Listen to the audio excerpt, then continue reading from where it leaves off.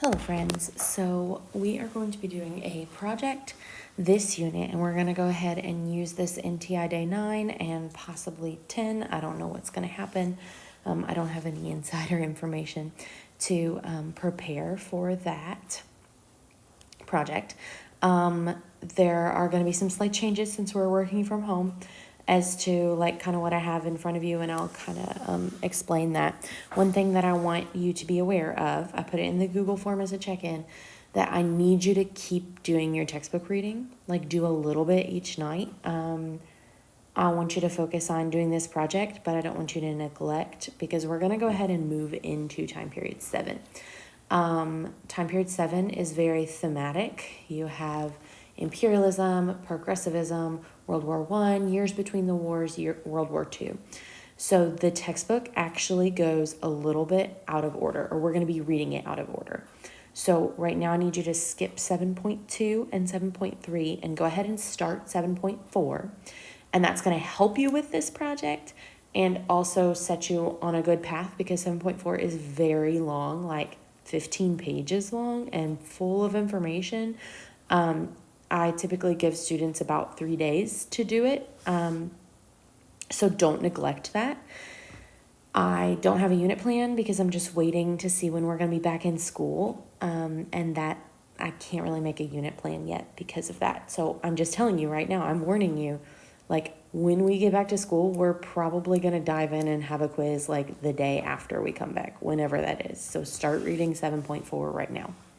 Okay, so this is our project for this unit. I was going to have 3 in-class work days, and now I don't know what, but for sure we're going to have 1 in-class work day.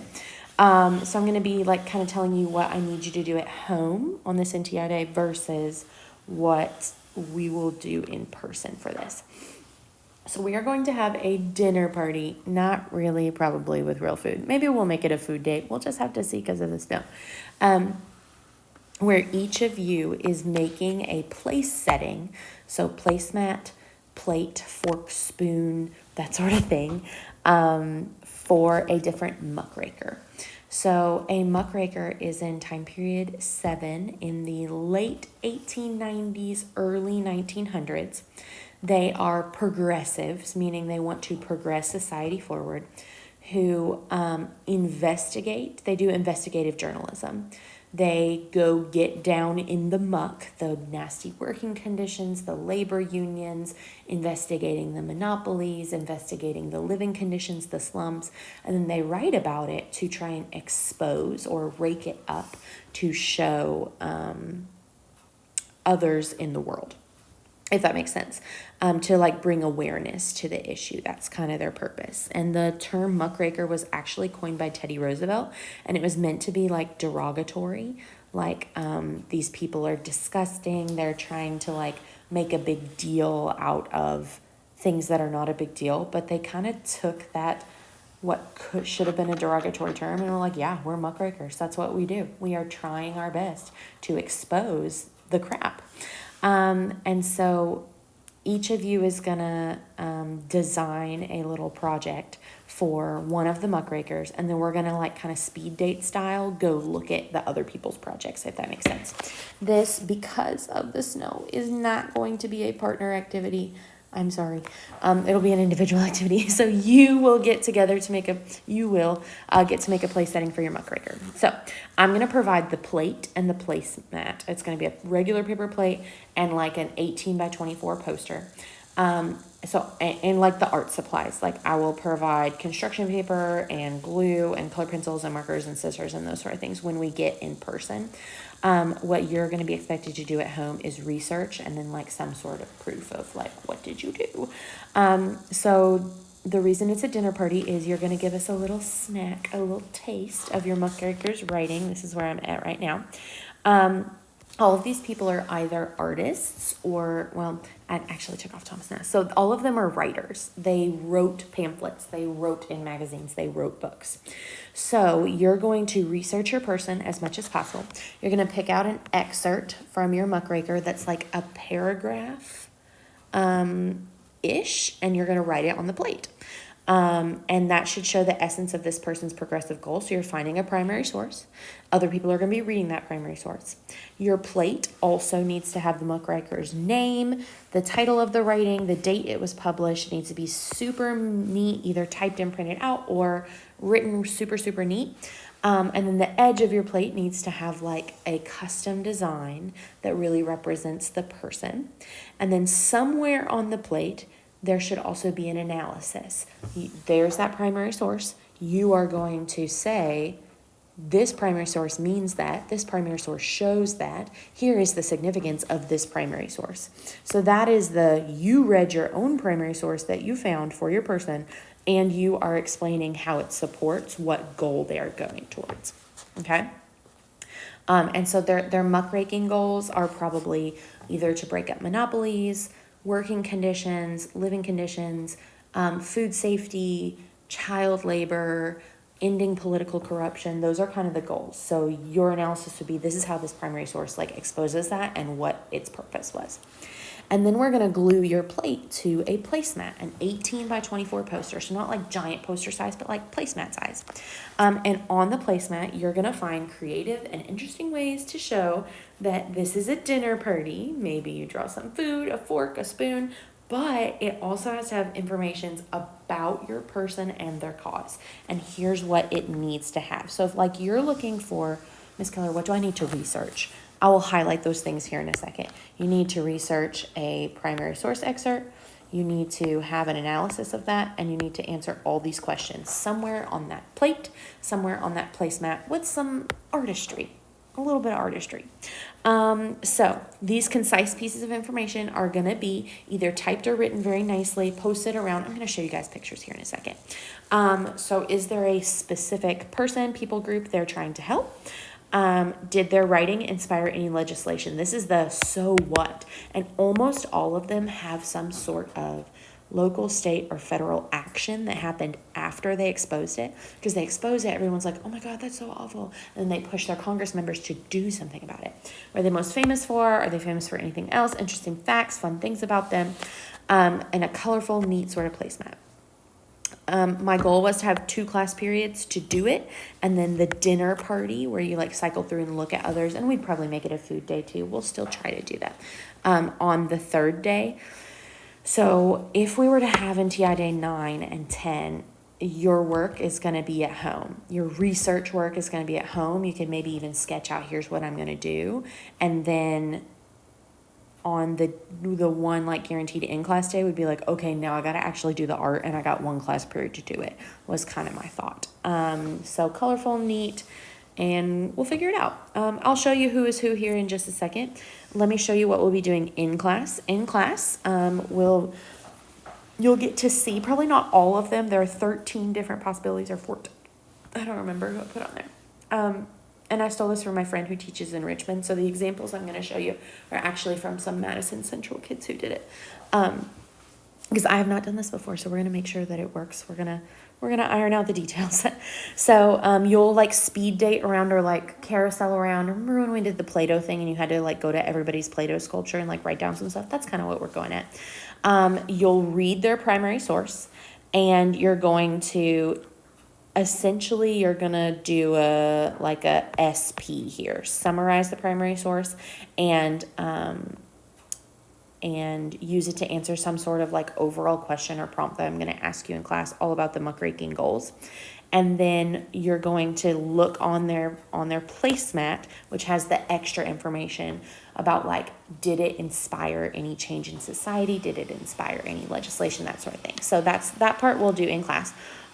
Here are the examples that my friend who teaches in Madison Central in Richmond, she had her students do. So after the dinner party, she stuck them up on the wall. So you see you'll have a plate, and that plate has a primary source on it, and it has some sort of design that means something to either that person or their movement, something like that.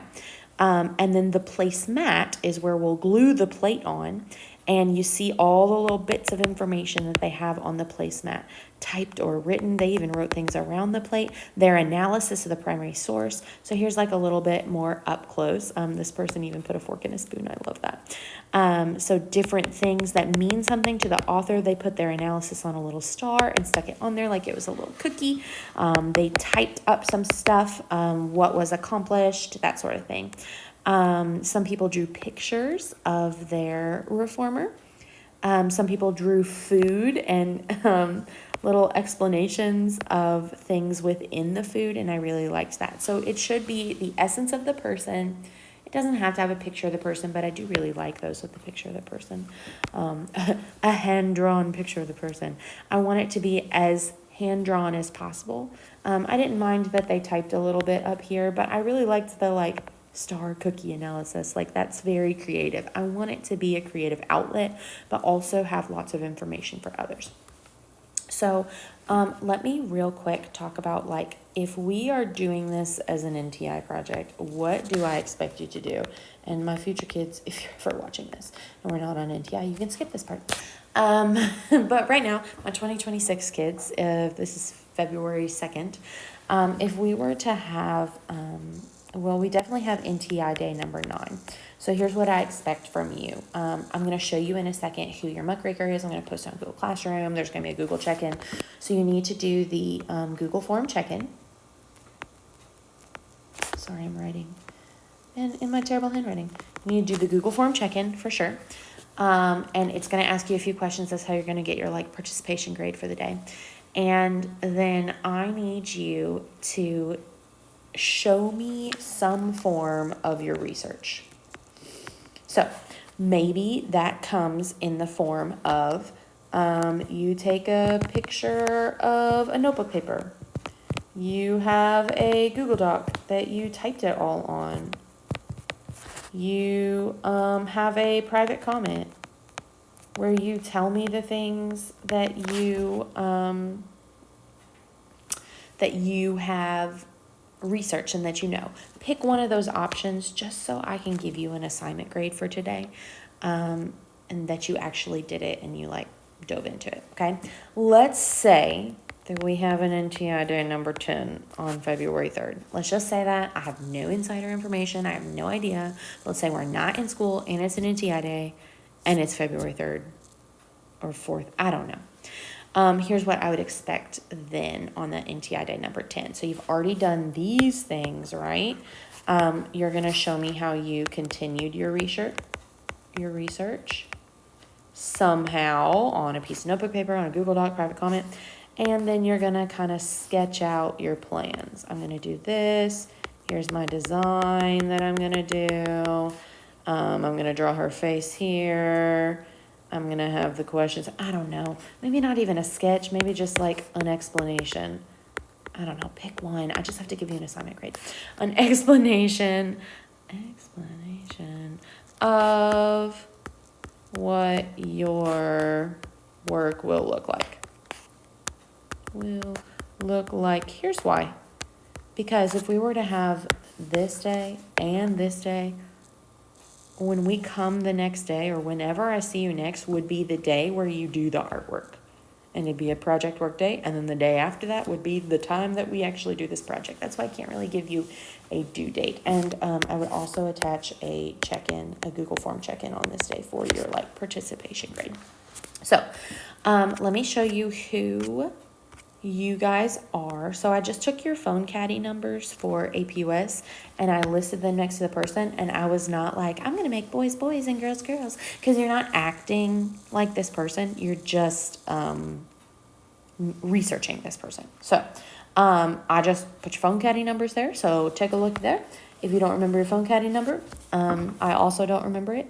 So ask around, I guess.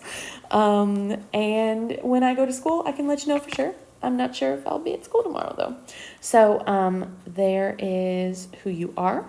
Go ahead and look up those people. Remember, let's talk a little bit of research. We practiced this in our speed date, where your AI answers are sometimes incredibly false, especially about people who are a little bit lesser known. there's not going to be as much out there, so AI is going to make crap up. So when you're looking for really, really quick facts, like if you're Googling something super fast, yeah, sometimes we look at those AI results. But when we're doing college level research for a college class, we want to click on credible sources. We want to click on the History Channel. We want to click on .gov or .edu, colleges, national parks, government-run facilities. If there's clickbait and ads and weird stuff in the margins, that website is not credible. Choose something else, something that you think a college level professor would accept as a cited source. And we practice that on our speed dating thing. So I'm going to try and trust you guys while you're home for NTI. All right, if you have questions about that, let me know. I know this is not the way that we plan to start Unit 7, but it's the way the cookie crumbles. The horrors persist, but so do I. All right, I will talk to you guys later.